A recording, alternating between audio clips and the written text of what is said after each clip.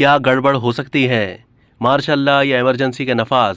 Senior تجزیہ کار انصار عباسی اپنے کالم میں بتاتے ہیں کہ انہیں اطلاع ملی کہ کچھ گڑبڑ ہونے والی ہے۔ پوچھنے پر بتایا گیا کہ 1-2 دن میں تفصیل معلوم ہو جائے گی۔ ملکی حالات کو دیکھ کر سوچا کہ کیا گڑبڑ ہو سکتی ہے۔ سوچا کہیں مارشل لا یا ایمرجنسی کے نفاذ کا فیصلہ تو نہیں کر لیا گیا۔ اسی فکر میں عسکری ذرائع سے جب اپنے خدشات کا اظہار کیا گیا تو بتایا گیا ایسا کچھ نہیں ہو رہا۔ تاہم جو سیاسی صورتحال اس وقت ملک میں ہے اس کے تناظر میں بدقسمتی سے بے شمار لوگ یہ کہنے پر مجبور دکھائی دیتے ہیں کہ اس سے بہتر تو مارشل لا ہے۔ اس بارے میں ہمارے سیاستدانوں کو غور کرنا چاہیے کہ کیوں ان کا رویہ ایسا ہوتا ہے کہ لوگ جمہوریت سے ہی متنفر ہو جاتے ہیں۔ اس ملک میں بار بار مارشل لا بھی لگتے رہے اور ان کے نتیجے میں ملک کا جو حال ہوا وہ بھی سب کے سامنے ہے۔ ہمارے سیاستدان بھی جمہوریت کے نام پر ووٹ تو لیتے ہیں لیکن عمومی طور پر ان کے رویے اور طرز حکمرانی انتہائی مایوس کن ہوتا ہے، چنانچہ لوگ ان سے بھی خوش نہیں ہوتے۔ حل تو صرف یہی ہے کہ آئین کی پاسداری کی جائے۔ اس کا مطلب یہ ہے کہ ایک طرف سب ادارے اپنا اپنا کام کریں تو دوسری طرف حکومتیں اور اسمبلیاں آئین کی منشا کے مطابق پرفارم کریں، لوگوں کے مسائل حل کریں، انصاف کی فراہمی کو یقینی بنائیں، حکومتی اداروں میں عوام کے لیے ڈیلیوری سسٹم کو فعال بنائیں۔ جمہوریت کا ہرگز یہ مطلب نہیں کہ بس نواز شریف، زرداری اور عمران خان وغیرہ کو ووٹ دے کر ایوان اقتدار میں بٹھا دیا جائے۔ جمہوریت کا مطلب یہ ہے کہ عوام کے ووٹ سے منتخب ہونے والی حکومت عوام کی زندگیوں کو بہتر بنائے اور ملک و قوم کی ترقی کے لیے دن رات ایک کر دے۔ وہ قانون کی حکمرانی، خود احتسابی، میرٹ اور شفافیت کو یقینی بنائے۔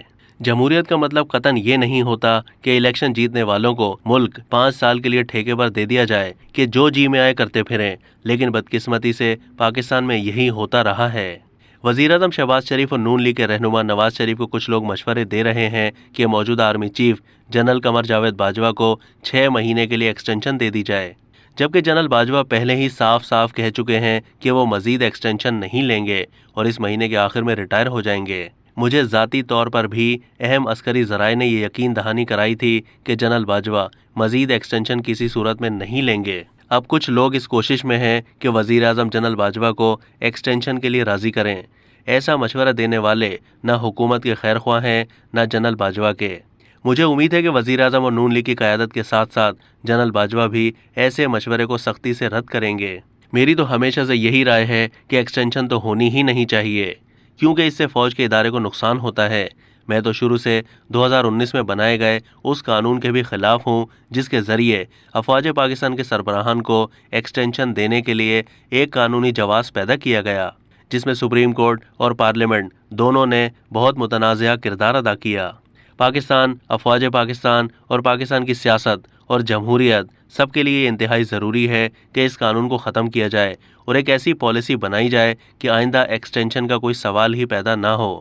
اس کے ساتھ ساتھ یہ بھی ضروری ہے کہ افواج پاکستان کے سربراہان کی تعیناتی کے لیے چیف جسٹس آف پاکستان کی تعیناتی کی طرح سینیورٹی کے اصول کو مد نظر رکھا جائے، یعنی جو سب سے سینئر ہو اسے آرمی چیف تعینات کر دیا جائے۔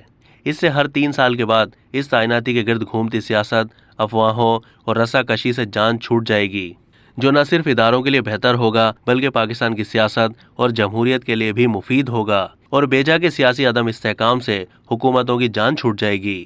اب تک کے لیے اتنا ہی۔ مزید معلومات کے لیے ڈیلی جنگ کے یوٹیوب چینل کو سبسکرائب کیجیے۔